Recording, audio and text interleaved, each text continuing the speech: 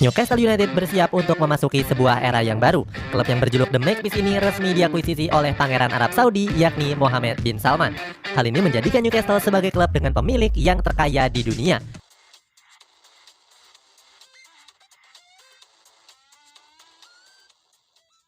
Tahun 2020 kemarin, Pangeran Kerajaan Arab Saudi Mohammed bin Salman sudah berniat untuk membeli Newcastle United. Saat itu, Salman menawarkan uang sekitar 300 juta pound sterling. Sebelum berencana membeli Newcastle United, ternyata Salman sempat melirik Manchester United terlebih dahulu. Salman sendiri sudah berniat untuk mengakuisisi The Red Devils sejak beberapa tahun yang sebelumnya. Sayangnya, minat Salman tersebut nggak disambut baik oleh pemilik setan merah, yakni keluarga Glazer. Saat itu keluarga Glazer menolak untuk menjual saham mereka. Padahal Salman sudah menawarkan angka yang sangat fantastis, yakni 4,5 miliar pound sterling atau sekitar 85 triliun rupiah. Akan tetapi keluarga Glazer masih tetap pada pendiriannya dengan tidak ingin menjual Manchester United. Alhasil Manchester United tidak jadi dibeli oleh Raja Arab. Rencana Salman untuk membeli klub asal Inggris ini nggak muncul begitu saja. Salman disebut-sebut ingin menyaingi pamor dari Sheikh Mansour yang membeli Manchester City pada tahun 2008 yang lalu. Sejak dibeli Sheikh Mansour, skuad The Citizen langsung menjelma jadi kekuatan baru di sepak bola Inggris. Dengan kekuatan finansialnya, Mansour menyulap Manchester City dari klub yang biasa-biasa saja sebagai klub yang bertabur bintang. Gak cuma merekrut pemain bintang, Mansour juga menghadirkan pelatih-pelatih kenamaan. Manchester City yang sebelumnya berstatus sebagai klub mediocre langsung naik takhta jadi klub papan atas. Keberhasilan Manchester City dalam menjuarai berbagai trofi membuat nama Mansour jadi lebih dikenal. Hal inilah yang memicu Salman untuk melakukan hal yang serupa dengan mengakuisisi klub asal Inggris. Tentunya bukan hanya sekedar membeli klub, tapi menyulapnya menjadi klub top di Eropa. Tersandung masalah hak asasi manusia. Pada bulan April tahun lalu, Pangeran Salman sebenarnya sudah tinggal selangkah lagi untuk membeli Newcastle United. Sayangnya, rencana tersebut menuai berbagai kontroversi. Banyak pihak yang meminta Premier League untuk menolak niat sang pangeran. Salah satunya adalah organisasi pembela HAM, yakni Amnesty International Inggris. Saat itu, Amnesty International memperingatkan Premier League kalau Pangeran Salman ini terlibat pelanggaran HAM, yakni kasus tewasnya jurnalis bernama Jamal Khashoggi. Khashoggi sendiri merupakan jurnalis asal Arab Saudi yang bekerja di Washington Post.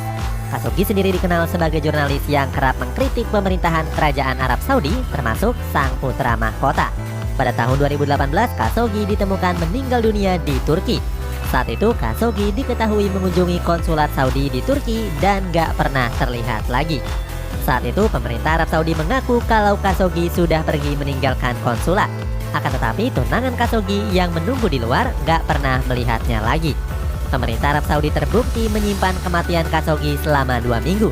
Mereka baru mengumumkan kematian jurnalis kritis tersebut setelah rekaman CCTV beredar. Sampai saat ini jasad Khashoggi masih hilang dan belum ditemukan. Menurut media dan kabar yang beredar, Pangeran Salman adalah dalang di balik pembunuhan Khashoggi. Akhirnya resmi diakuisisi. 1 tahun setelah gagal, pada akhirnya Pangeran Salman bisa membeli Newcastle United. Salman mengakuisisi skuad The Magpies lewat perusahaannya, yakni Public Investment Fund. Public Investment Fund atau yang biasa disebut sebagai PIF mengambil alih 100% saham Newcastle United dari pemilik yang sebelumnya, yakni Mike Ashley. Akuisisi ini juga sudah disetujui oleh pihak Premier League.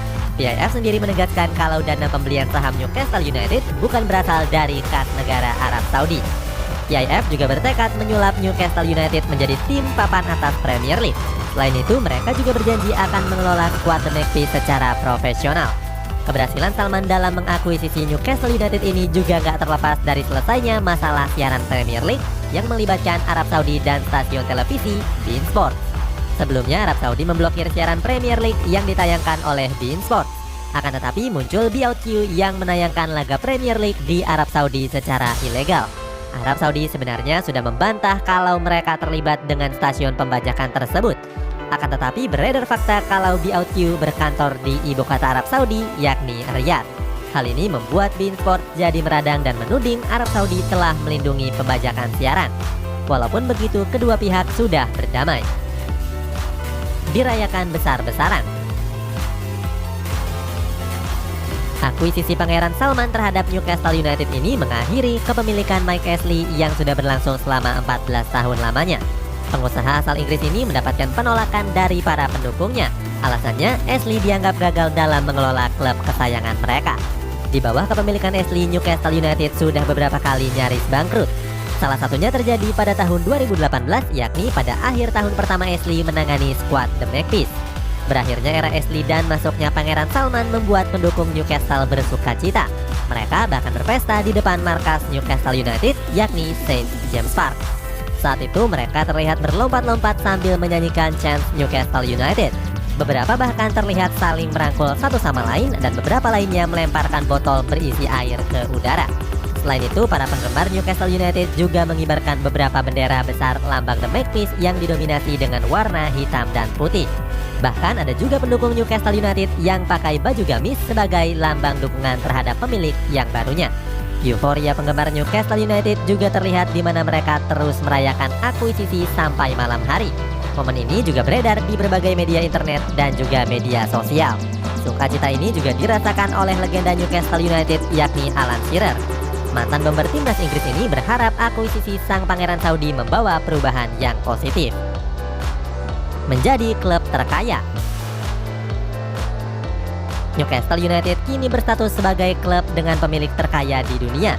Dilansir dari ESPN, Pangeran Salman selaku pemilik klub punya kekayaan sebesar 320 miliar pounds atau 6.000 triliun rupiah. Kekayaan Salman ini 13 kali lebih banyak dari Sheikh Mansur di Manchester City. Anggota keluarga penguasa dari Abu Dhabi tersebut cuma punya kekayaan sebesar 23 miliar pounds atau 469 triliun rupiah. Dengan kekayaan berlimpah, Newcastle United akan mendapatkan suntikan dana yang gak terbatas. Hal ini bisa menjadikan The Magpies sebagai salah satu klub terbesar di Inggris. Mereka akan melakukan perombakan besar-besaran di musim depan. Banyak yang menyebut kalau langkah pertama yang akan diambil oleh PIF adalah mendatangkan juru taktik yang handal. Hal ini juga dilakukan Sheikh Mansur sesaat setelah resmi membeli Manchester City. Saat itu, Sheikh Mansur langsung merekrut pelatih top asal Italia yakni Roberto Mancini. Hal ini tentu akan dilakukan Newcastle United mengingat pelatih mereka saat ini yakni Steve Bruce bukan pelatih yang handal. Di bawah asuhan Bruce, The Magpies cuma bisa bersaing di papan bawah klasemen. Kabarnya PIF mempertimbangkan nama Frank Lampard dan Antonio Conte.